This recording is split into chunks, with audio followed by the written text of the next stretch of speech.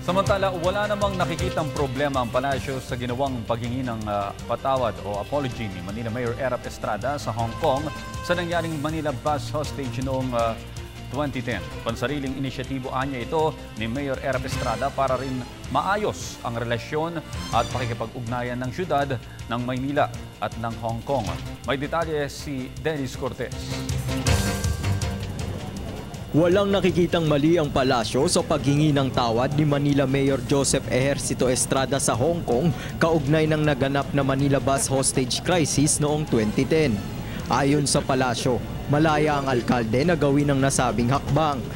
Independenteng inisyatiba po nila yan at wala pong dahilan para manghimasok pa dyan ang ating pambansang pamahalaan. Nakikita naman natin yung layunin nila to promote goodwill between the city of Manila at yung city-state of Hong Kong.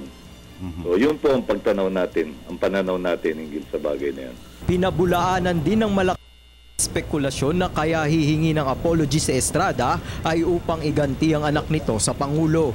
Nakaharap kasi sa kasong plunder ang anak nito na si Senator Jinggoy Estrada dahil sa pagkakadawit umano sa pork barrel scam. Wala pong ganyang pananaw. Malinaw naman po yung sinabi ng ating Pangulo sa kanyang talumpati sa POCAP na nagkaroon siya ng produktibong pakikipag-usap sa Chief Executive ng Hong Kong at nilinaw po niya doon ang kanyang posisyon hinggil dyan sa hostage incident.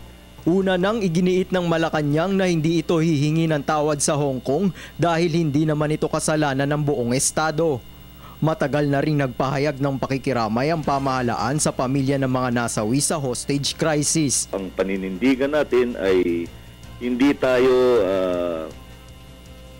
hindi po karapat-dapat na maggawad pa ng apology ang buong bansa para sa isang insidente na hindi naman pong makatwirang sabihin na kasalanan po ng buong bansa.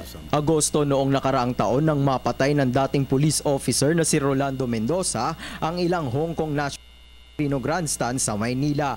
Para sa Telebisyon ng Bayan, Dennis Cortez.